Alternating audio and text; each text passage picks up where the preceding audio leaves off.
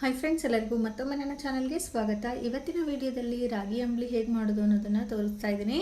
ಬೇಸಿಗೆ ಕಾಲದಲ್ಲಿ ಸಾಮಾನ್ಯವಾಗಿ ನಮಗೆ ಊಟ ತಿಂಡಿ ತಿನ್ನೋದಕ್ಕೆ ಇಷ್ಟ ಆಗಲ್ಲ. ಬೆಳಗಿನ ತಿಂಡಿಗೆ ಬದಲಾಗಿ ಈ ರಾಗಿ ಅಂಬಲಿನ ಮಾಡಿಕೊಡಿರಿ, ದೇಹಕ್ಕೂ ಒಳ್ಳೆಯದು.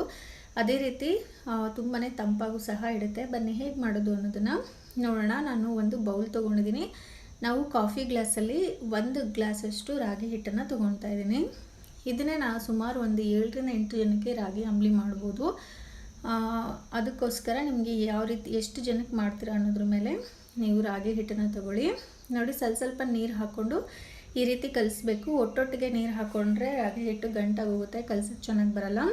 ಅದರಿಂದ ನಾವು ಚಪಾತಿ ಹಿಟ್ಟನ್ನು ಯಾವ ರೀತಿ ಕಲಿಸ್ತೀವೋ ಅದೇ ರೀತಿ ಕಲಿಸ್ಕೊಂಡು ಆಮೇಲೆ ನೀರು ಹಾಕ್ಕೊಂಡು ತೆಳ್ಳಗೆ ಮಾಡೋದ್ರಿಂದ ರಾಗಿ ಹಿಟ್ಟು ಗಂಟಾಗೋದಿಲ್ಲ. ನೋಡಿ, ಈ ಲೋಟದಲ್ಲೇ ನಾನೀಗ ನೀರನ್ನು ಸಹ ಹಾಕ್ಕೊತಾ ಇದ್ದೀನಿ. ಒಂದು 7 ಲೋಟದಷ್ಟು ನೀರನ್ನು ಇಲ್ಲಿ ಸೇರಿಸ್ತಾ ಇದ್ದೀನಿ. 1 ಲೋಟಕ್ಕೆ 7 ಲೋಟದಷ್ಟು ನೀರನ್ನು ಸೇರಿಸ್ತಾ ಇದ್ದೀನಿ. ಇದು 7 ರಿಂದ 8 ಜನಕ್ಕೆ ನೀವು ಅಂಬಲಿನ ಮಾಡ್ಕೋಬೋದು. ಸ್ವಲ್ಪ ಚೆನ್ನಾಗಿ ಬೇಯಬೇಕಾಗುತ್ತೆ, ಅದರಿಂದ ನೀರು ಸ್ವಲ್ಪ ಜಾಸ್ತಿನೇ ಹಾಕ್ಕೊಳ್ಳಿ. ಇದಕ್ಕೊಂದು ಸ್ವಲ್ಪ ಉಪ್ಪನ್ನು ಸಹ ಸೇರಿಸ್ಕೊಳ್ಳೋಣ. ಇವಾಗ ಈ ನೀರು ಚೆನ್ನಾಗಿ ಕುದಿಬೇಕು. ನೀರು ಕುದ್ದಿದ್ದೀರ ನೀವೇನಾದರೂ ಹಿಟ್ಟು ಹಾಕಿದ್ರೆ ಹಿಟ್ಟು ಚೆನ್ನಾಗಿ ಬೇಯಲ್ಲ. ಅದರಿಂದ ನೀರು ಚೆನ್ನಾಗಿ ಕುದಿಬೇಕು, ಅಲ್ಲಿವರೆಗೂ ವೆಯ್ಟ್ ಮಾಡಿ.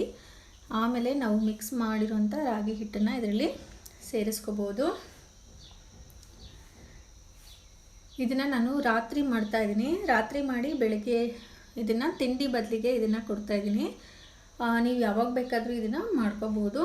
ನೋಡಿ, ಈ ರೀತಿ ನೀರು ಚೆನ್ನಾಗಿ ಕುದಿ ಬಂದಾದಮೇಲೆ ನಾವು ಕಲಸಿರೋ ಅಂಥ ರಾಗಿ ಹಿಟ್ಟನ್ನು ಹಾಕ್ಕೊಂಡು ಚೆನ್ನಾಗಿ ಮಿಕ್ಸ್ ಮಾಡ್ಕೊಳ್ಳೋಣ. ಮೀಡಿಯಮ್ ಫ್ಲೇಮಲ್ಲಿ ಇಟ್ಕೊಂಡು ರಾಗಿ ಹಿಟ್ಟಲ್ಲಿರೋಂಥ ಹಸಿ ವಾಸನೆ ಎಲ್ಲ ಹೋಗಬೇಕು, ಅಲ್ಲಿವರೆಗೂ ಇದನ್ನು ಮೀಡಿಯಮ್ ಫ್ಲೇಮಲ್ಲಿ ಇಟ್ಕೊಂಡು ನೀವು ಬೇಯಿಸ್ತಾ ಬರಬೇಕು. ಬೇಯ್ತಾ ಬೇಯ್ತಾ ನಿಮಗೆ ರಾಗಿ ಹಿಟ್ಟಿನ ಘಮ ಗೊತ್ತಾಗುತ್ತೆ. ಬೆಂದಿದೆಯಾ ಇಲ್ಲ ಅನ್ನೋದು ನಿಮಗೆ ಕಲರ್ ಮುಖಾಂತರ ಗೊತ್ತಾಗುತ್ತೆ, ಅದೇ ರೀತಿ ಸ್ಮೆಲ್ ಮುಖಾಂತರ ಗೊತ್ತಾಗುತ್ತೆ. ಸಪೋಸ್ ಏನಾದರೂ ಗೊತ್ತಾಗಿಲ್ಲ ಅಂದರೆ ಸ್ವಲ್ಪ ನೀವು ಟೇಸ್ಟ್ ಮಾಡಿ ನೋಡಿ. ಅದರಲ್ಲಿ ಏನಾದರೂ ರಾಗಿ ಹಿಟ್ಟು ಹಸಿ ಹಸಿಯಾಗಿ ಇದೆ ಅಂತಂದರೆ ಇನ್ನೆಷ್ಟು ಟೈಮು ನೀವು ಇದನ್ನು ಬೇಯಿಸಬೇಕಾಗತ್ತೆ. ಸ್ವಲ್ಪ ಘಮ ಬಂದು ಹುರಿದಿರೋಂಥ ಟೇಸ್ಟ್ ಬಂದರೆ ಕರೆಕ್ಟಾಗಿ ಬೆಂದಿದೆ ಅಂತಂದ್ಬಿಟ್ಟು ಅರ್ಥ. ಈ ರೀತಿ ಕಂಟಿನ್ಯೂಸ್ ಆಗಿ ನೀವು ಇದನ್ನು ತಿರುಗಿಸ್ಕೊಡ್ತಾ ಇರಬೇಕು.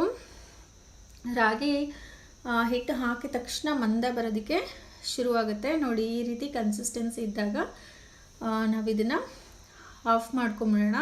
ಇವಾಗ ಇದನ್ನು ಚೆನ್ನಾಗಿ ಆರೋದಕ್ಕೆ ಬಿಟ್ಬಿಡೋಣ.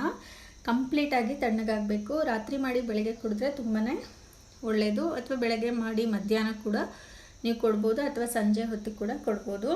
ನೋಡಿ, ಇದು ಬೆಳಗ್ಗೆ ನೋಡಿ ಎಷ್ಟು ಚೆನ್ನಾಗಿ ಆಗಿದೆ, ತೆಳ್ಳಗೂ ಸಹ ಇದೆ. ಒಂದು ಸರಿ ಈ ರೀತಿ ಮಿಕ್ಸ್ ಮಾಡಿ ಕೊಟ್ಬಿಟ್ಟು ನೀವು ಎಷ್ಟು ಗ್ಲಾಸ್ ಮಾಡ್ತೀರಾ, ಎಷ್ಟು ಜನಕ್ಕೆ ಮಾಡ್ತೀರಾ ಅನ್ನೋದ್ರ ಮೇಲೆ ನೀವು ಈ ಗಂಜಿನ ಸೈಡಲ್ಲಿ ತೆಗೆದು ಒಂದು ಬೌಲಿಗೆ ಹಾಕ್ಕೊಳ್ಳಿ. ನಾನಿಲ್ಲಿ ಒಂದು 3 ರಿಂದ 4 ಗ್ಲಾಸಷ್ಟು ತಯಾರು ಮಾಡ್ತಾಯಿದ್ದೀನಿ. ಒಂದು ಬೌಲ್ಗೆ ನಮಗೆ ಎಷ್ಟು ಬೇಕೋ ಅಷ್ಟು ಹಾಕ್ಕೊಳ್ಳೋಣ.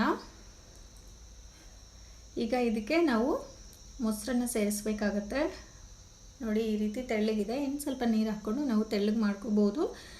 ಅದೇ ರೀತಿ ನಾವು ಸ್ಪೂನಲ್ಲಿ ಕೂಡ ಸ್ವಲ್ಪ ಗಟ್ಟಿ ಇದ್ದರೆ ಸ್ಪೂನಲ್ಲಿ ಕೂಡ ತಿನ್ಬೋದು. ನೋಡಿ, 1 ಬಟ್ಲಷ್ಟು ಗಟ್ಟಿ ಮೊಸರನ್ನ ತಗೊಂಡು ಈ ರೀತಿ ಮಿಕ್ಸ್ ಮಾಡಬೇಕು ಚೆನ್ನಾಗಿ. ಉಳಿದಿರೋಂಥ ಮೊಸರನ್ನು ಸಹ ನಾವು ಇದರಲ್ಲಿ ಹಾಕ್ಕೊಳ್ಳೋಣ. ನೀವು ಮೊಸರು ಎಷ್ಟು ಹಾಕ್ತಿರೋ ಅಷ್ಟು ಚೆನ್ನಾಗಿರುತ್ತೆ. ಮತ್ತು ನೀರು, ಮೊಸರು, ಈರುಳ್ಳಿ ಇದೆಲ್ಲನೂ ಇಂತಿಷ್ಟೇ ಅಂತ ಪ್ರಮಾಣ ಏನಿಲ್ಲ. ಈರುಳ್ಳಿ ತುಂಬ ಜಾಸ್ತಿ ಪಡೋರು ಜಾಸ್ತಿ ಹಾಕ್ಕೋಬೋದು, ಕಮ್ಮಿ ಇಷ್ಟಪಡೋರು ಒಂದು ಸ್ವಲ್ಪ ಕಮ್ಮಿ ಹಾಕ್ಕೋಬೋದು, ಗಟ್ಟಿಯಾಗಿ ಮಾಡ್ಕೋಬೋದು. ಅಥವಾ ಕುಡಿಬೇಕು ಅನ್ನೋರು ನೀರನ್ನು ಸೇರಿಸ್ಕೋಬೋದು. ನೋಡಿ, ಉಪ್ಪನ್ನು ಹಾಕ್ಕೊಂಡಿದ್ದೀನಿ. ಮತ್ತು 1 ಈರುಳ್ಳಿನ ಕಟ್ ಮಾಡಿ ಇಟ್ಟಿದ್ದೆ, ಚಿಕ್ಕ ಈರುಳ್ಳಿ, ಸಣ್ಣದಾಗಿ ಕಟ್ ಮಾಡಿ ಇಟ್ಟಿರೋಂಥ ಈರುಳ್ಳಿನೂ ಸಹ ಇದರಲ್ಲಿ ಸೇರಿಸ್ಕೊಳ್ಳೋಣ. ಒಂದು ಸ್ವಲ್ಪ ಕೊತ್ತಂಬರಿ ಸೊಪ್ಪನ್ನು ಸಹ ಸೇರಿಸೋಣ. ಇವಾಗ ಇಷ್ಟನ್ನು ಚೆನ್ನಾಗಿ ಮಿಕ್ಸ್ ಮಾಡಿ ಕೊಟ್ಬಿಡೋಣ. ಉಪ್ಪು ನೋಡಿ ಹಾಕ್ಕೊಳ್ಳಿ. ಮೊಸರಿಗೆ ಆಗಷ್ಟು ಮಾತ್ರ ಉಪ್ಪನ್ನು ಸೇರಿಸ್ಕೋಬೇಕು. ಇನ್ನೊಂದು ಸ್ವಲ್ಪ ನೀರು ಹಾಕ್ಕೊಳ್ಳೋಣ. ಲೋಟದಲ್ಲಿ ಕುಡಿಯೋರು ಸ್ವಲ್ಪ ತೆಳ್ಳಗೆ ಮಾಡ್ಕೊಳ್ಳಿ, ಇಲ್ಲಾಂದರೆ ಹಾಗೆ ಸ್ಪೂನಲ್ಲಿ ತಿಂತೀನಿ ಅನ್ನೋರು ಸ್ವಲ್ಪ ಮಂದ ಇದ್ದರೆ ಚೆನ್ನಾಗಿರುತ್ತೆ. ನೋಡಿ, ಈ ರೀತಿ ಕನ್ಸಿಸ್ಟೆನ್ಸಿ ಇದ್ದರೆ ಸಾಕು. ಈಗ ರಾಗಿ ಅಂಬಲಿ ರೆಡಿ ಆಯಿತು. ದೇಹಕ್ಕೆ ತುಂಬಾ ತಂಪು ಕೊಡುವಂಥ ರಾಗಿ ಅಂಬಲಿ. ಅದೇ ರೀತಿ ಹುಷಾರಿಲ್ಲದಿದ್ದಾಗಲೂ ಅಷ್ಟೇ ನಾವು ಈ ರಾಗಿ ಅಂಬಲಿ ಮಾಡಿಕೊಡಿದ್ರೆ ನಮಗೆ ಸುಸ್ತೆಲ್ಲನೂ ಹೋಗುತ್ತೆ. ಅಷ್ಟು ನಮಗೆ ತಾಕತ್ತು ಕೊಡುವಂಥ ಒಂದು ರಾಗಿ ಅಂಬಲಿ ಅಂತ ಹೇಳ್ಬೋದು. ನೋಡಿ, ಸರ್ವ್ ಮಾಡಿ. ಖಂಡಿತ ಈ ಬೇಸಿಗೆಯಲ್ಲಿ ನೀವು ಸಹ ಇದೇ ರೀತಿ ಮಾಡಿ. ತುಂಬಾ ಈಸಿ ಅಲ್ವಾ ಸಹ ಮಾಡೋದು.